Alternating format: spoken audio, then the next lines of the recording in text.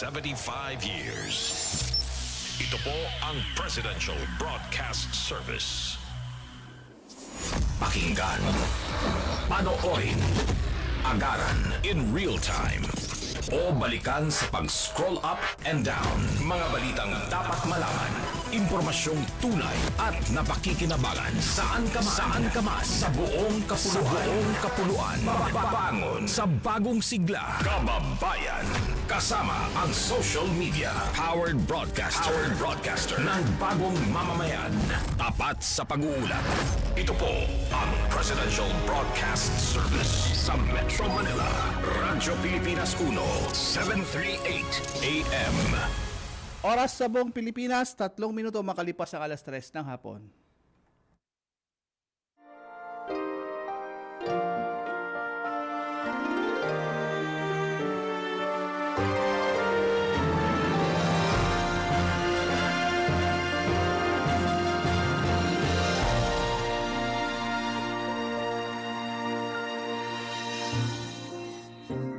Isang magandang hapon po sa inyong lahat at welcome po tayo dito sa ating programang Kalinga, hatid ng Red Cross sa Radyo Pilipinas. Ngayong pong araw ng linggo, August 4, 2024. At August na po ngayon. Ilang buwan na lang ay talaga namang matatapos na tayo sa taong 2024 dahil napakabilis po ng panahon. Kailan lang, Hulyo, ngayon Agosto na. At syempre, meron tayong isang kaibigan na nagkakaway-kaway na na malapit na mga bare months. Ayan po. At syempre, tayo ay hanggang alas 4 po tayo ng hapon. At kamusta po ang bawat isa sa inyo? Inaanyayahan po namin kayong pakinggan at subaybayan ang ating talakayan hanggang alas 4 po tayo ng hapon. Syempre, dito po tayo sa Radyo Pilipinas. Live po tayo sa ating Facebook at Kalinga Hatid at Radyo Pilipinas FB page. At syempre, tayo ay napapakinggan sa ating radyo 738 kHz sa Radyo Pilipinas at dito rin po sa ating sa TV, tayo ay napapanood sa TV, For the Box channel 43 to 45 at Digibox. Okay, at syempre nais nating pasalamatan ng bumubuo ng ating programa mula sa Presidential Broadcasting Service.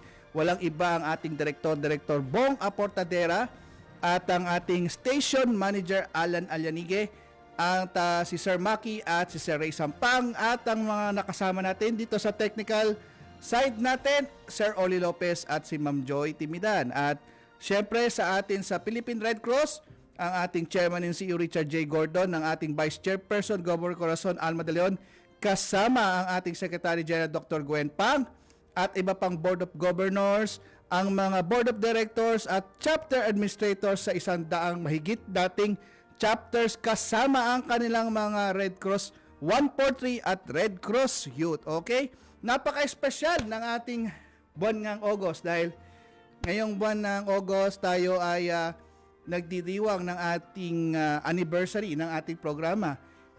Hindi natin akalain na aabutin tayo ng ilang taon sa ngayong taon po na to, 2024, tayo po ay nagdidiwang ng 18 taon na pagsasahimpapawid, at nais nating pasalamatan syempre ang Philippine Red Cross at ang partnership natin with Radyo Pilipinas Bureau of Broadcasting Service. Okay? Makakasama na po natin via Zoom ang ating laging kasama, Governor Corazon Alma de Leon, ang ating Vice Chairperson. Magandang hapon po, Gob. Yes, magandang hapon, at natutuwa ako nagpadala ng message si Retired Chief Justice Hilarion Davide Jr. Papasalamat tayo sa kanya. Kahit na nasa Cebu siya, sabi niya, on this beautiful Sunday, the 4th of August, let us promise and commit ourselves to our best. Whatever happens to us today, expect that it will be different tomorrow. Life always changes. Time always goes forward. Our days are even numbered. So in every second and every moment that pass by in our lives, we must do our best according to God's plan and will, because we do not have the luxury to go back and fix what we have missed. May our God of enduring love, mercy, and compassion gift us with courage, strength, and determination to do our best today and in all the days of our life. Kaya tuloy-tuloy na tayo dahil Ang nakalagay dito ay 5 ang ating bisita. So, papakilala natin sila. Unang-una sa pangalan, mag-greet sila, magpapakilala sila. Si Mr. Roberto Mamano, volunteer from Philippine Red Cross, ERU National Headquarters. Mag-greet muna kayo, Roberto Mamano, is here already. Go ahead. Magandang hapon po sa inyo, ma'am. Mga nanunungkulan sa rekto. Ganito din po sa lahat ng mga nakikinig sa atin ngayon. Ako po si Roberto Mamano. 59 years old na po. Member po ng ERU. At kasalukuyan po ngayon member ngayon. Okay. Okay, sir. Okay, thank you very much. At susunod nating bisita, Cobcora. Si Mr. Brian Paite, volunteer 10 years at PRC Marikina Chapter, ERU Wasarting. Go ahead. Mag-greet ka muna, Brian. Brian, nandiyan ka na ba? Wala pa yata Nandiyan na. Brian? Si Sir Wala pa, Pete. sir. Ayan, si Sir Brian. Si Sir Brian ba to? O, si Vincent. Kasi hindi nakalagay ang pangalan eh. Sige. Sino si Brian? Go ahead. Wala pa yata. Wala pa yata si Sir Brian. Sir, ito na lang po muna yung susunod po natin. Si Peter Miles Celesta. Ayan po. Ikaw muna. Hello po. good Volunteer afternoon Engagement sa lahat. Officer, Volunteer Service, Philippine Red Cross. Peter? Magandang hapon Yes. po. Yes, Oh, Peter okay. Marsoleta, Volunteer Service NHQ po. Thank you. Okay. At susunod ay si Melvin, tama? Melvin James Maranyo, Red Cross 143 in Quezon City. Nelvin. Nelvin yan. Nelvin. Yan. Ayun po, Melvin. magandang hapon po sa ating lahat. Ako po si Nelvin from Philippine Red Cross Quezon City Chapter. Bali, 24 years old po. 6 years na pong volunteer ng Red Cross po. Ayan. Very good. Si Brian, wala, no? Wala Brian pa. Paite. Baka tatawagan ko po, Cobcora, para makahabol Sige, po. Opo. okay. Siguro sa pagpapakilala, gusto kong matanong sa inyo, saan kayo nag-aaral, taga saan kayo, sino ang mga parents nyo at bakit kayo sa Red Cross naging isang volunteer. Simulan natin kay Roberto Mamano ng National Headquarters, tapos si Peter, tapos si Melvin James. Go ahead. Roberto, ikaw muna. Opo. Ma'am, Saan ka nag-aaral? Sino mga magulang mo, taga saan ka? ma'am, ako yung tiga barangay sa Maluto. Dito pong tiga Mandaluyong. Dito na rin po ako. At napunta dito sa Red Cross para tumulong at maging voluntary.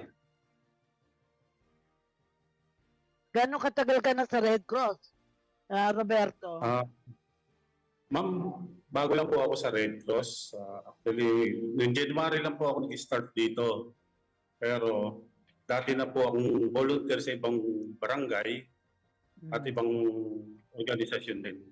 Okay. Salamat. Ano? Si Peter Miles Celesta, tanongin naman natin. Volunteer Engagement Officer, Volunteer Service, Philippine Red Cross. Peter, your turn. Hi, Gov. Yes. Hello.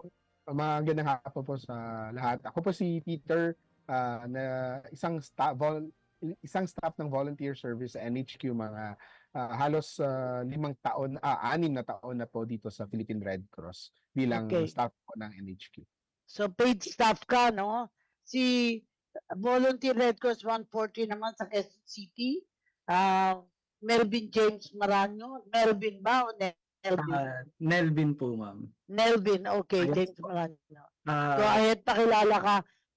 Pakilala mo kung sino yung mga magulang mo at saka saan ka nag-aaral para natin ang context apa. sa pagsasalita nyo, taga saan kayo. Sige, go ahead. Ayun po, Nelvin po ulit. Bali, from Barangay sa Uyo po. Ang parents ko po is si Marilyn Maranyo po and Nelson Maranyo. Bali ngayon po is ongoing po, mag-enroll po ako sa Gardner College po. 6 years na Okay. po volunteer since senior high school po, 2017. But ngayon, volunteer ka pa rin o paid Ah. staff ka na? Volunteer po, RCY volunteer po and EMS. Okay. So, ang susunod nating question, bakit ninyo nais na maging isang volunteer? Kasi palagi natin sinasabi, ang organization ng Red Cross ay talagang volunteerism. So, babalikan natin uli si Nelvin na huling nagsalita. Bakit sa Red Cross ka naging isang volunteer? Paliwanag mo. Ano naging karanasan mo? Apo. Ayun po, bali nung unang sali ko po kasi sa Red Cross, actually po wala po talaga akong idea about sa Red Cross. Pero habang tumatagal po is nakita ko po yung kaibahan po ng Red Cross kumpara sa ibang mga organisasyon. Yung Red Cross po kasi mula sa youth hanggang sa pinakamatanda po is natutulungan po talaga ng Red Cross. And then 24/7 po yung service ni Red Cross. So naging masaya po ako na naging part po ako nung volunteer ng Red Cross po. Kasi ikaw talaga one of those na strength ng Red Cross. Kasi kapag wala tayong volunteer na 143, talagang hindi tayo magiging malakas.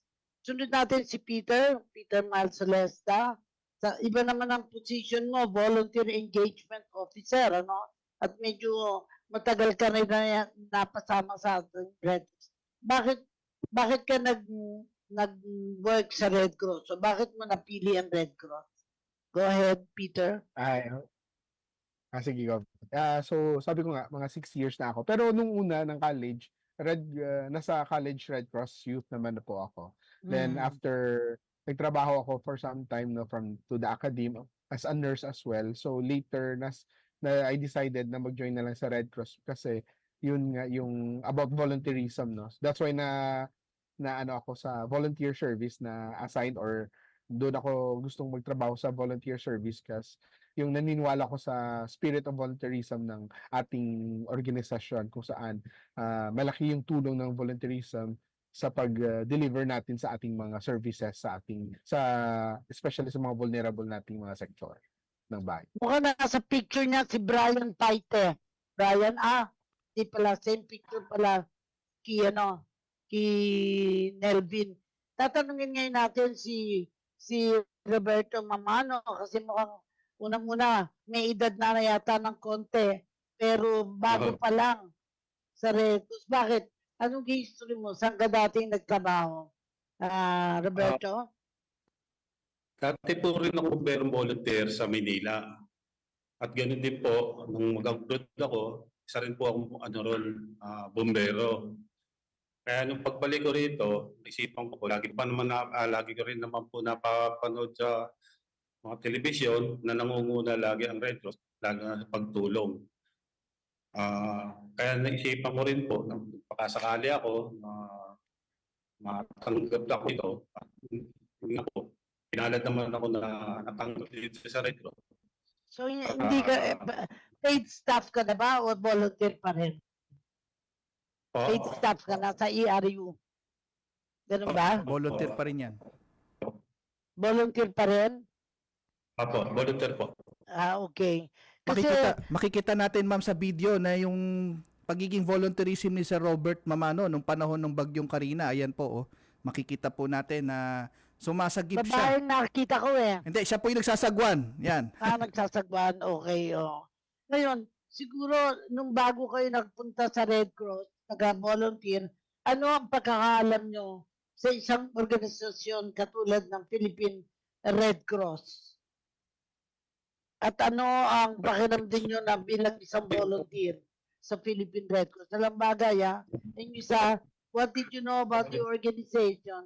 At ikalawa, ano ngayon ang pakiramdam nyo pagiging volunteer? Balikan na uli natin si Nelvin, tapos si Peter, tapos si Robert. Go ahead. Ayun ma'am. Bali yung pagkaalam ko po sa Red Cross is talagang humanitarian organization po na tumutulong sa ating mga kababayan 24/7, so wala po tayong pinipili.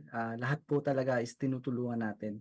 So yung pakiramdam ko naman po bilang isang volunteer is nakaka-proud po kasi bilang isang kabataan, alam ko po sa sarili ko na may nagawa po ako at may magagawa pa po ako para sa mga taong nangangailangan po at maibahagi po yung mga natutunan ko po sa Red Cross para sa iba at maging isang mabuting halimbawa po sa ibang kabataan.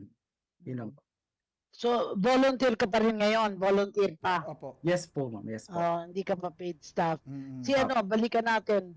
Si Roberto, Peter. isang bombero pala to, Gov Cora. dating Oo. bombero. Oo. Peter Yes, Miles, ma'am. ikaw naman. Kasi, ano ka, volunteer engagement officer. That means, ano ka na, may responsibility ka Opo. for developing volunteers in the Philippine Red Cross. When did you join? At ano ngayon ang pakiramdam mo bilang isang volunteer ng Philippine Red Cross? Stop na siya eh. As a staff. Okay. So, Staff, yes. Yes, oo. So, as a staff for almost 6 years, no? So, Okay. joining with the Philippine Red Cross, it gave me an avenue, no, kung saan makatulong sa ating RC-140 volunteers sa kanilang first sa formation, no, volunteer formation. Hindi lang yung VS nagre-recruit, but also nag-engage at saka nagre-retain ng ating mga volunteers, no. So yung volunteers as part of the volunteer service as part of its task is to make sure that ang ating mga volunteers ay trained, are formed so that kung kailangan na kanilang mga tulong, kailangan na kanilang mga skills sa panahon na pangangailangan, nandyan sila always ready, no, always there, no, para magtulong sa ating misyon. Kasi si Roberto naman ay ERU. Paliwanag mo kung ano yung ERU. Kasi ang initials, maaaring hindi maliwanagan ng mga taong nakikinig sa atin. Paliwanag po at paano ka naging nagtrabaho or connected with ERU. Robert? Apo. Ang ERU po ay ang tinatawag nilang Emergency Response Unit ng Philippine Red Cross. Noon that time po na nagpunta ako ng Red Cross, lang po ako ng dugo. And then, nasubukan ko, nagtanong ako kung paano pumasok ng volunteer. Yun nga po, nagkataon na natanggap ako doon at pinag-start nila ako ng after ko ma-interview. Tapos, pagka-interview sa'yo, nakuha ka na. Bilang Ano po? volunteer. O staff ka na ba ngayon? Volunteer ka ba ngayon o staff? Volunteer po, volunteer. Volunteer pa, okay. Kasi sa inyong tatlo na mahalaga, actually, bali, kasi si Brian Paite yata, hindi no? Siya ang volunteer for 10 years, Marikina chapter. At mahalaga na marinig sana natin siya, yung what happened. Pero bilang volunteer, ano ang natutunan ninyo nung dahil itong nagdaang bagyong Karina? Kasi na-engage ba kayo para sa bagyong Karina? At except kay Roberto Mamano, nakita natin, nakaano siya, may lifeboat na dala siya, no? Pero kayo, ano natutunan nyo bilang volunteer during the Karina difficulty natin sa Red Cross? Ay natin si Quezon Go City, si Nelvin. Ayun po. Nelvin, oo. Bali yung natutunan ko po nung bagyong Karina po is kailangan po natin na mas lalo pang tibayan yung sarili natin, manalig po sa atin sa Panginoon. And then bilang isang responder po, yun, kailangan ready po lagi tayo sa sarili natin na kung ano man po yung madadatan natin na sitwasyon. So kailangan lagi po tayong prepared po. So, Saan ka ayun. na-deploy? Saang lugar ka na-deploy nung bagyong Karina? Sa Barangay Santo Domingo po and Barangay Damayan po. Oo. Ikaw din ba nung panahon nitong nagre-responde ka, ang iyong pamilya at saka lugar ba ay naapektuhan din nitong bagyong Karina? Hindi naman po masyado, sir. Hindi naman, pero tinamaan din kayo, binaha din kayo. Yes po. Pero hindi po katulad nung sa Santo Domingo and Barangay Damayan na lampas tao po talaga yung baha po. So paano ang nangyari? Inuna mo bunang inuna mo muna bang iligtas ang mga pamilya mo bago ka pumunta sa Red Cross para maging tumulong sa mga nangangailangan? Yes po, bali binake sure ko po muna na ligtas po muna yun sa bahay namin before po ako mag-duty sa chapter po. Okay. O, So, siguro, oo. sige po, sige ka na. Siguro ang next question natin ano natutunan natin? Kasi maraming klaseng disasters. Ano na natutunan natin sa bagyong Karina? Kasi hindi natin anticipated na talagang sobra ang damage. No? Ako nga natutuwa kasi ako taga Parañaque, hindi masyadong na-damage ang Parañaque. Sinabi ko nga sa aming mayor at saka sa aming congressman, natutuwa ako na hindi ang nangyaring damage katulad ng Marikina, katulad ng ibang lugar. So, anong hindi nyo malilimutan karanasan? Kasi iba-iba siyempre nangyari sa inyo. Pero what experience na masasabi nyo hindi nyo malilimutan? Unforgettable experience. Simulan uli natin. Yung mga nakita nyo sa Barangay Karina. Si Roberto, balikan natin. Sir Mamano, ano yung hindi mo makakalimutang experience sa Karina, bagyong Karina? Opo. Ang Sige po, Sir Robert. Unforgettable experience. Ano yung Unforgettable hindi po experience. kami makakalimutan doon. Nung the time na deployed na kami papunta ng Malabon,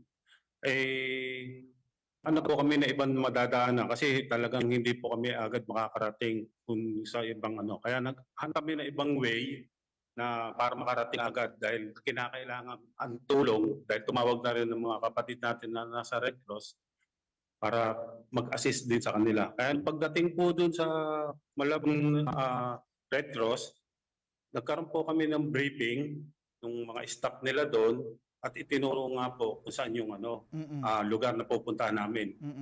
At nung pagdating namin doon sa area na pupunta namin, napakarami po ng tao, marami na rin po nagsasabi na marami na nga daw po na nandun sa bubong yung iba inaabot na yung second floor para puntahan namin. Di ba may ibang barangay rescue na hindi po na kaya i-penetrate yung loob.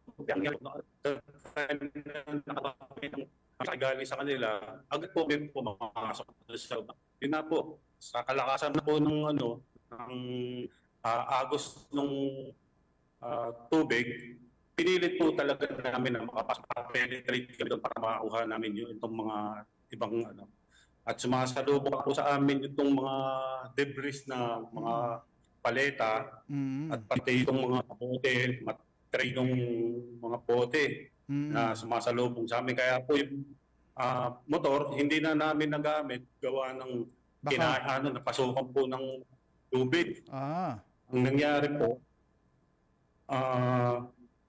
sabi ko nga, kahit magaling ka lumangoy, kung may sasalubong sa yung debris, may hirapan. Kaya ang ginawa namin po, nag-anchor lang kami ng mga tali para makapasok kami sa loob sa tulong din ng mga naroroon.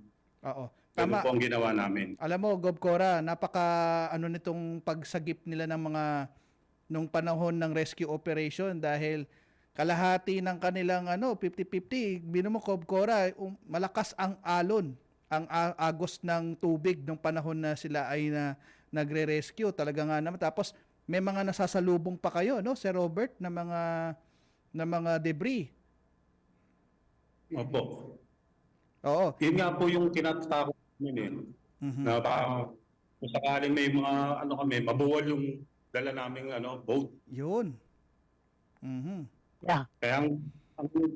Kaya po nagdesisyon na rin kami, nakausap namin, kasi kung ilalabas po namin yung ibang biktima, mahihirapan na po kami makabalik. Kaya ang ginawa po namin, kung merong mas mataas na bahay na mapupuntahan, doon po namin sila inilipat para maging maalis kami sa risk ng na pagtawag ng bangka. Kasi ako palagi kong tanong, kapag may natutulungan ka bang mga tao, ano ang pakiramdam nyo? Kasi minsan, di ba nakaka-frustrate kapag hindi nyo natulungan dahil hindi nyo narating. So siguro kayo naman ni si Peter at saka si Nelvin, kayo naman magkwento ng karanasan ninyo. Yung masasabi yung karanasan hindi makakalimutan. Ikaw, Peter. Ako naman, Gob, sa time ng kasagsagan ni Karina, nasa NHQ po ako. Ako Yes. yung Yung naka-duty giving sa reports. sa volunteer service, no, sa during sa OPSEN. Maaga pa, do nahirapan ako pumunta, taga Mandalo yung nakasay ako. So do mahirap pumunta sa tower kasi halos lahat ng area baha na, pero sa awa ng Diyos nakapasok din ako sa NHQ at pagdating doon nasa operation na kaagad. So yung sa akin lang sa kasagsagan na naranasan ko, ang dami-daming 143 na nagme-message at tumatawag sa atin. Ang problema lang, hindi natin lahat kaagad mare-respond, no? Kasi even though nga nakukuha natin yung data nila, pero like mag-coordinate ako, for example sa Quezon City, may sa ganitong barangay na nangangailangan ng tulong. Kaso yun na nga, konti rin yung resources natin, no? So ang mga volunteer natin mismo, sila rin yung nahihirapan, no? Sila mismo yung volunteer, sila rin nangangailangan ng tulong. So yun yung talagang mahirap at that time na sabihin na i-mobilize natin yung mga volunteers natin, and yet sila mismo sa barangay nila mismo halos nalunod din sila. Yun yung ano doon, yung challenge doon sa volunteer service. So pero Kailangan communication. muna mahin yun ng mga tao. Kasi hindi karaka-raka makakarating. Pero ang importante, nakasave ng lives dahil dating would have died, hindi namatay o hindi nasaktan dahil meron tumulong. And I think yun ang Nakatulong dapat naman mapili natin. Sino yung unang tutulungan? Kasi yung risk sa mga tao ay mahalaga na kapag may kasi mayayari kapag may natulungan kayo, siyempre feeling good kayo, maganda ang pangaramdam mo. Pero disappointed kayo, kapag marami na humingi ng tulong, hindi nyo matutunan lahat, di ba? So, the best, ano ang lessons learned din? Kasi yun ang tatanungin natin kay Nelvin, ano ang lessons learned? Kasi supposedly malakas ang Red Cross 140 sa Quezon City, pero alam ba ninyo yung aling-aling parte ng Quezon City ang talaga nangailangan ng Nelvin? Yes po. Opo, bali ano po, before po kasi nung nung mismong bagyo na po, bali marami po talagang nag-message sa amin sa chapter po namin, and then yung iba po is personal po talaga. So mas inuna po namin talaga yung nangangailangan po. Tulad po nung sa Barangay Damayan po na sobrang lakas po nung water current po. So yung nahirapan po yung kami po na mag-rescue doon kasi konting mali lang po is mapapahamak po talaga yung mga rescuer po. So nakakita ko po doon na sobrang taas yung tubig, may mga taong na trap po sa bahay nila, may mga baby po na kaming na-rescue, and then kahit aso po na-rescue din po namin. So yun po yung hindi ko malilimutan po doon, na sobrang dami po talagang nangangailangan ng tulong doon. And then pagdating pa lang po namin doon sa area, talagang yung mga tao lumalapit po eh. Sinasabi nila, "Sir, baka pwede po puntahan yung kamag-anak namin," ganun. Pero mas inuna pa rin po namin talaga yung mga priority, yung mga senior po, mga sanggol po. Yeah, correct dyan. Pero time na mag-stop muna tayo at nasa hour na tayo, ng half hour na program. At patuloy natin ito. Edison, go ahead. Apo, Gob Cora, yung mga nasa Zoom natin, magkakaroon lang po tayo ng maikling commercial break at tayo po ay magbabalik. Sa pagbabalik natin, meron pong magbibigay ng mensahe, Gob Cora. Magbabalik po tayo sa mga ilang paalala. Malugod na sinalubong ni Pangulong Ferdinand R. Marcos Jr. sa Malacanang sina U.S. Secretary of State Anthony Blinken at Secretary of Defense Lloyd Austin III para sa makasaysayang 2+2 dialogue kasama sina DFA Secretary Enrique Manalo at DND Secretary Gilberto Teodoro Jr. I'm always very happy that these communication lines are very open so that all the things that we are doing together in terms of our alliance, in terms of the specific context of our situation here in the West Philippine Sea and in the Indo-Pacific are continuously examined and re-examined. Nagpasalamat rin ang dalawang U.S. Secretaries sa pagtanggap sa kanila ng ating pamahalaan na siyang patunay ng matatag na ugnayan at pagkakaibigan. It's, I think, really evidence of a steady drumbeat of very high-level engagements between our countries that are covering the full range of issues and opportunities that bring us together, not only security, but also economic, and we're truly grateful for this partnership. We're more than allies, we're family. You know, we have common interests, common values, and so I think we've done a lot over the last 3.5 years to continue to strengthen our alliance, and we look forward to continuing to work with you and your team to move even further. Ang tinig ni na U.S. Secretary of State Anthony Blinken at Secretary of Defense Lloyd Austin III.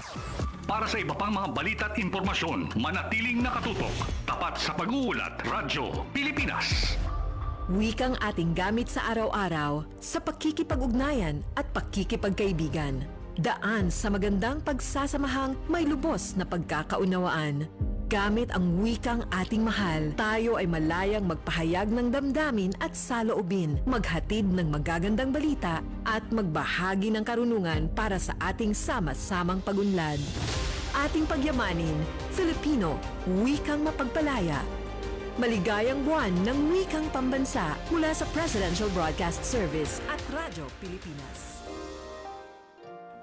Okay, nagbabalik po tayo sa ating programang Kalinga Hatid ng Red Cross Radyo Pilipinas sa ikalawang bahagdan ng ating programa at nais nating pasalamatan itong mga nanonood sa ating Facebook Live, sa mga 16 viewers po tayo ngayon ha.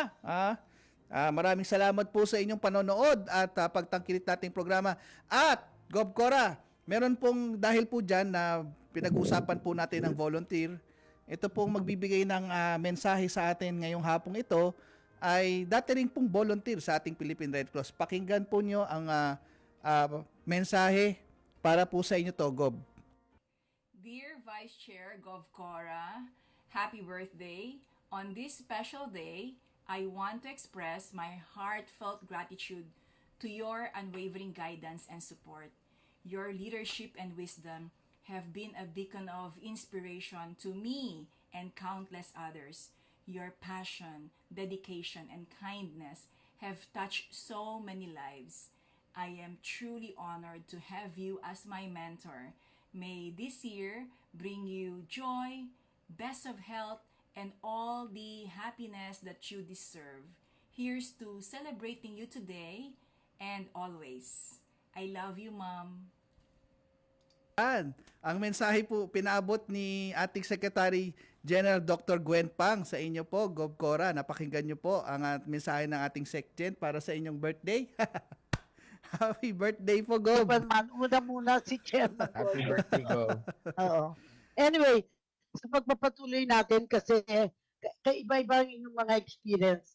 Gusto ko yung marinig, yung positive, yung magandang natutunan, at yung feeling nyo na naging problema. Tama yung sinabi, maraming humingi na tulong, hindi nyo naman mapagbigyan. At itong si Roberto, pag tayo nag-i-interview dito, huwag kang magsasalita sa iba, no? Kasi lumalabas hindi sa program. Dapat i-mute mo ang yung connection. Opo. Dahil narinig kung anong pinag-uusapan nyo. Obviously, hindi pa rin kayo masyadong sanay. Pero siguro ang gusto kong marinig nyo sa inyo, kananusang hindi makakalimutan positive and negative. Kasi dito mo nakita na sinong tutulungan nyo, ang dami nangangailangan. At narinig ko, sabi nyo, inuunahan nyo yung mga matatanda at yung mga bata. Tama yun. Dahil yung mga healthy, na mga they can help themselves. Tama yun. Pero siguro talagang this portion of our program, yung lessons learned sa mga challenges na hinarap as volunteer. Ano yung significant na tutunan ninyo how you can be better volunteer. Mm-hmm. Kasi ako naniniwala na useless na you did not learn any lesson from the experience. Mm-hmm. Dapat kayo mismo masasabi nyo, next time I have a firm resolve, ito yung gagawin ko. Medyo challenging sa inyo ang tanong na ito. Kaya unahin muna natin si Nelvin dahil siya ay 140 talaga ng Quezon City. malaki ang papel mong ginagampanan dahil ang Quezon City ay malaking siyudad. Go ahead, Nelvin. Opo. Ay, bali yung pinaka natutunan ko po talaga doon is kailangan po prepared po tayo lagi. Hindi man physically and mentally po. So dapat yung focus po natin hindi po nawawala kapag tayo po ay nasa isang response po. And then yung tiwala po sa sarili at sa ating mga kasamahan kasi yun po yung pinakamahalaga na natutunan ko yung teamwork po. Kasi kung hindi po kayo pare-pareho ng decision, so wala pong mapupuntahan talaga yung gagawin natin. Pero dun sa amin naman po is nagkaroon po talaga ng teamwork. So naging successful po yung aming operation po. Operation. Opo. Ayun po. Pero So, nakita ko, di ba, parang naging opportunity sa iyo to be a leader also. Kasi nakita mo why you have to exercise leadership sa mga action gagawin nyo. Kasi kung naghihintay ka lang ng utos, wala kayong magagawa, naghihintayan kayo. So, anong natutunan mo about leadership dito sa inyong experience? ayun po. So dapat po magkaroon tayo ng parang strong decision po. So na kailangan natin dapat panindigan yung decision natin na alam natin na yun po yung makakabuti para sa iba po. Mabuti yung karanasan. Pero si Peter naman, matagal ka na rin ang opportunity. Ano ba yung educational background mo? Why you are now volunteer engagement officer? Peter? Hi, Gov. I'm a nurse by profession. But at the same time, Nurse, yeah. Yes. May training po ako sa volunteer management system po on formal training. May diploma po ako on volunteer management. And ang experience ko po sa operations natin sa Carina is ang essential po na dapat yung RC-143 natin is laging handa. Hindi lang offer sa kanilang mga sarili no kung paano nila harapin yung sakuna. At the same time, kung okay na sila, paano sila makatulong sa iba. Yung importante talaga yung training natin, no? Ang paano maging ready yung mga volunteers natin on the ground. Kasi nga, 'di ba, sabi ni Chairman, ang ating volunteers are ears and eyes natin sa community. So tama, ang daming mga volunteer talaga nagre-report, no? Sa mga nangyayari. Pero yun na nga, ang lesson learned is kailangan pa nating i-improve ang ating RC-140 sa community. Parang gano'n. Ang nakikita kong karanasan din ay yung mga iba na di naman nila kaya kasi sila ay affected din. Kailangan mga volunteers in other areas na hindi affected may be called upon, parang call marching order na mag-report sila sa nearest na kahit na may baha, katulad ng pumasok pa rin kahit na may baha, may karanasan. Kanina kasi si Roberto may kausap. Sino ba yung kausap mo nung bago tayo nakausap? Meron ba nagtatanong sa'yo? Meron tumatawag? Baka sino ba yung tumatawag sa'yo? Ma'am, nalobat po kasi yung cellphone ko. Kaya tumakbo ko ng... Nag-SOS ka. Kailangan din yun. Hindi dapat malolobat ang inyong cellphone. Kaya always may dala kayong charger. Always, lessons learned din yan eh. Kasi isang challenge yan na, oo nga, may cellphone ka, kung di naman magamit, useless din, di ba? Kaya, I guess, ang tanong ko sa inyo, volunteer kayo, gusto niyo ba bang ipagpatuloy ang pagiging isang volunteer sa Philippine Red Cross? Kasi, di naman madali ang maging volunteer, no? Pero, may natutunan tayo, mismo ang feeling ko, bilang volunteer, meron tayong lessons learned. Kaya yun muna isipin natin, anong natutunan natin na lesson dito sa experience natin dito sa Carina? Go ahead. Balik tayo kay Melvin. Ano na natutunan mo, leksyon mo, na either hindi mo na gagawin o kaya gagawin mo dahil nakita mo makatulong? Go ahead, Melvin. Ayun po, bali yung natutunan ko po talaga doon is yun po, kailangan po talaga nating maging handa po palagi. Katulad na lang po ng ginawa po namin dito sa QC, so before pa lang po nung bagyo is nag-ready na po talaga kami. So, niready po So namin. parang may briefing kayo kung sakaling anong mangyayari, meron kayong ina-anticipate na gagawin at prepared kayo. I think that's preparedness, di ba? Opo, yes po. Before Melvin. pa lang po nung mismong typhoon po is nag-ikot po kami sa ibang barangay po. So, titignan po namin yung ibang area and then nung mismong nag-gather na po kami ng mga volunteer, mga RC-143, mga ERU po, RCY po. So, talagang pinaggandaan po talaga namin yung typhoon po. Oo. Pero hindi mo makokontak ang volunteer kapag lobat ka, di ba? Kapag hindi pwede magamit ang cellphone mo, kukontakin. Opo. Di ba? Opo. Yan. Sige, si Peter naman, talagang napakahirap ang trabaho mo. Volunteer engagement officer. Parang ikaw ay nag-harness to make sure you have volunteers. Pero dahil ikaw ay professional nurse, nakita mo ba ang pangangailangan din ng skills ng nurse dahil sa pagbo-volunteer? Go ahead, Peter. Opo, importante naman talaga yung medical aspect when it comes to volunteering, no? Part nga ng ating RC-143 is yung health services ng mga volunteers natin, no? So, it's during Karina, for example, yung mga experiences natin na we were able to mobilize mga medical corps natin, hindi lang nurses but also doctors sa pagtulong sa ating mga nasalanta, no, ng ating bagyong Karina. So, importante po yung mga, hindi lang yung mga professional natin na mga sa medical corps but also ang mga ordinaryong mamamayan na matuto on how to do basic mga health services na ino-offer natin sa Red Cross, no. For example, ngayon malaki yung pangangailangan ng education sa leptospirosis, no. So ang ating RC-143 health volunteers ay tumutulong sa health education and health promotion and paano na i-prevent yung leptospirosis sa kanilang mga lugar, no, especially na salanta ng baha. So I think importante, essential yung health services sa part ng volunteering natin. Ito po. Alam mo, may babasahin akong quotation from Rabindranath Tagore na magagamit natin.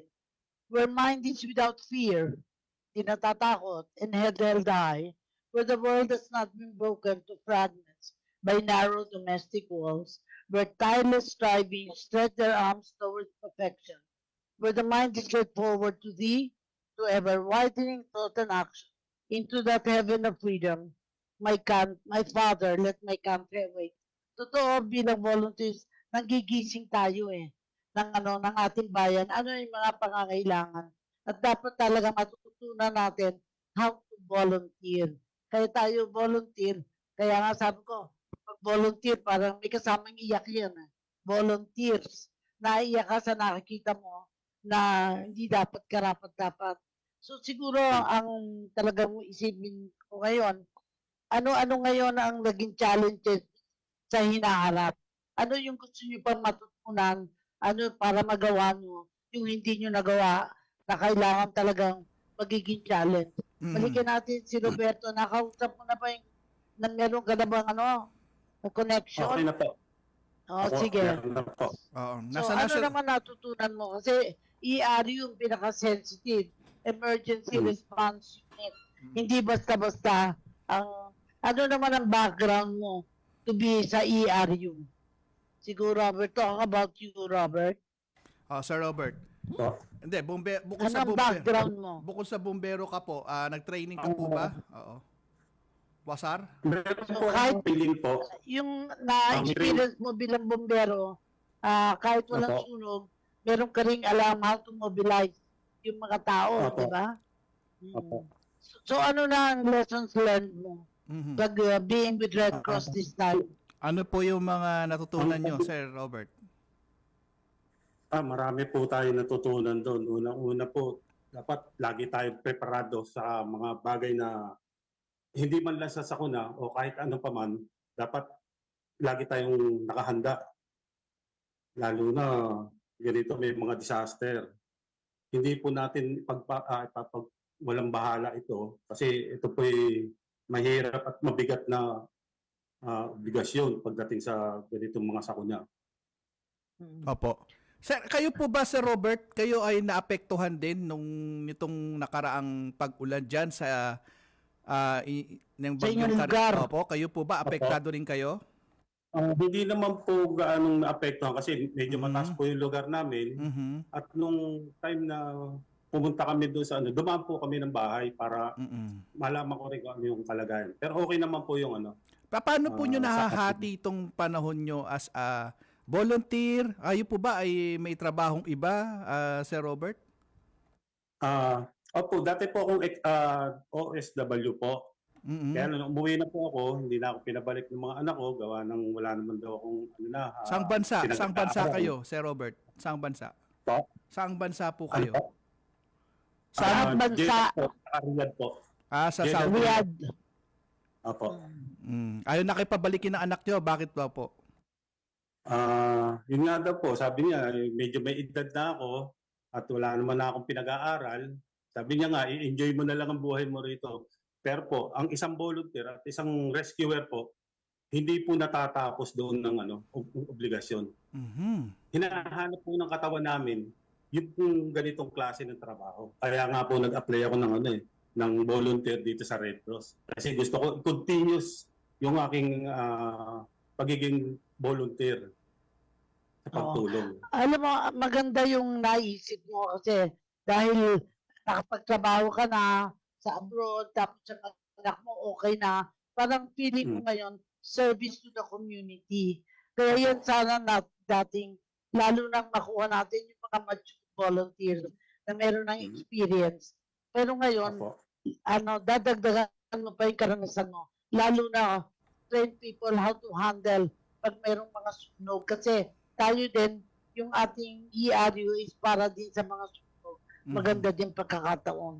Bukod sa iba, sige, magpa-final word na tayo dahil gusto ko lang marinig sa inyo na parang on my part, gusto ko makita na why Red Cross continues to be there with people like, kasi hindi natin kailangan yung mga taong nagwawalang bahala, hindi natin kailangan yung sila, yung parang ayaw nilang makialam sa mga problema ng bayan. Parang napakahirap na yun ang volunteer natin. Dapat talagang maliwanag sa puso nila ang kanilang pagbibigay para sa mga kapwa-tao. Siguro yun ang tatanungin ko sa inyo. Anong paigtingin natin ang kaalaman ng mga tao na ang volunteer ay hindi basta-basta. Tama. Simulan na natin kay Si Nelvin, Melvin, tapos si Peter, tapos si Roberto. Mr. Mamang, Ayun po. Bali, kapag sinabi po kasi nating volunteer, ang pagkakalam po ng iba is parang, parang kusang loob lang na ginagawa, pero hindi po nila alam na yung hirap po ng isang volunteer is, nagbibigay po tayo ng effort, ng time, ng ating resources. So, kain po, bali, ipagpapatuloy ko pa rin po yung pagbo-volunteer sa Red Cross po. Ano ang trabaho mo? May trabaho ka dapat may kaalaman, di ba? Dapat may kaalaman. Dapat Hindi basta lang. Oo, tama ka. Oo. Paano mo na si Peter? Hindi, tanong ko lang po si Sir Nelvin. Paano mo nahahati yung panahon mo? Ikaw ba ay may girlfriend, may asawa na? Bali, habang ngayon mag-aaral po o nag-aaral po is napagsasabay ko naman po yung pagbo-volunteer po. So, time management lang po. Ayan. Medyo pakialamero si Edson sa private life. Nag-uusyoso lang siya. Kasi siya din may problema dyan. O sige, sunod na natin kay Peter. Yes, Gov. So, sa tanong na gaano importante yung volunteerism, no? So malaking tulong ng mga volunteers sa ating lipunan, no? So especially sa ating organisasyon kung saan tayo may pinakamalaking organisasyon sa buong mundo na may pinakamaraming volunteer, no? At nakakatulong ang volunteer sa pagdala o pag-deliver ng ating mga services sa ating mga lipunan. So ang hinihikayat po ng volunteer service namin na sana lahat ng mga tao sa barangay, magbuo ng kanilang sariling RC-140, no? Punuin yung 41 plus 43, yan ang talagang ano natin, no? Para sa panahon ng sakuna, sa panahon ng mga disaster and emergencies, meron tayong eyes and ears. At sila rin mismo ang tutulong sa kanilang mga sarili, sa kanilang pamilya, at sa kanilang kabarangay, no? Sa panahon na nangangailangan. So, importante po talaga yung ating RC-143 volunteers. So parang iniisip ko, bawal magkasakit, di ba? Dapat alagaan ng sarili, di ba?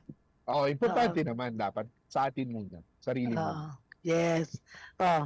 Si Robert, Po. Sir Robert, ano naman ang natunan mo ano bilang ERU? Opo, Kasi dati nag-abroad ka nga. Masasabi ba natin na dahil yung karanasan mo abroad, magagamit dito o nagagamit dito? Go ahead, Robert. Ang pagiging volunteer po natin ay wala pong pinipiling edad o kasarian.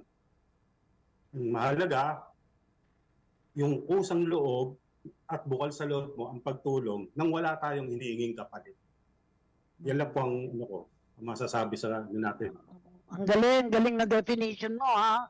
Kaya tamang-tama sa pangalan mo, mama, no? Parang isang mama na hindi pwede magsabi ng no. Kailangan palaging yes, no? Yes. Oo. So Okay. para sa inyong tatlo, kasi hindi nakapasok yung Marikina, sasabihin ko, babasahin ko yung prayer for the nation. Kasi it's you we're talking about. Lord, let me be the change I want to see, to do with strength and wisdom, all that needs to be done, and become the hope that I can. Set me free from my fears and hesitation. Grant me the courage and humility. Fill me with spirit to face the challenge and start the change I long for. Even if I'm not the light, I can be the spark in faith, service, and communion. Let us start the change we want to see, the change that begins in me. Dahil volunteer kayo, na-expect natin na kayo din ay may pagbabago. At para kay Edison, kailangan basahin mo yung mga nag-light in between dahil gusto ko ma-recognize natin sino yung nanood, nakinig sa atin. Go ahead, Edison. Apo, pero babasahin na po natin yan sa susunod na mga episode dahil wala na Kaya tayo. ngayon lang, ilan lang yung nag-light. Baka meron ka bang time na basahin mo lang ang ilan. Apo, yung nag-light po si Ma'am Bioli Campo at saka po itong si nag-hello po sa kanyang tatay. Ang sabi niya po, hello pa, sabi niya. Pero Gob Cora, meron po tayong isa pang naghabol na mensahe. Okay. Pakinggan po natin isang mensahe po para sa inyo, Gob. Hi, Cora. Isa ka sa isang mga kaibigan kong tapat at totoo. Hangang-hanga ako sa ugali mo, sa katapatan mo, sa kabaitan mo, at sa kalakihan ng iyong puso. Ngayong kaarawan mo ay nais kong batiin ka na magkaroon ka talaga ng mahabang buhay pa upang mapaglingkuran mo ang mga kapwa Pilipino at ang ating minamahal mong bayan. Maligayang kaarawan sa iyo at sana'y hahaba pa yung ating pagsasamahan, lalo-lalo na sa ating Bible sharing. Salamat sa sorpresa. Nakakataba ng puso. Salamat. Ayan po, si Ma'am Sonia Rocco po. So, Gob Cora, ano po ang inyong final message para sa itong espesyal na inyong kaarawan? Well, ang kaarawan ko sa Martes pa, meron pang 2 araw na iisipin kung ano ba pwedeng magawa. Basta naniniwala ako, magagawa natin lahat ng bagay. Hindi tayo nag-iisa. And this is what volunteerism is all about. Kailangan maunawaan natin anong pangangailangan ng bayan. And we must always be conscious what is it what we can do, what we can contribute, and it will make a lot of difference sa bayan natin. Mahal natin ang bayan natin, mahalin palalo. Paigtingin natin ang ating pagmamahal sa bayan. Kasi sa akin palagay, kulang pa. Maraming salamat.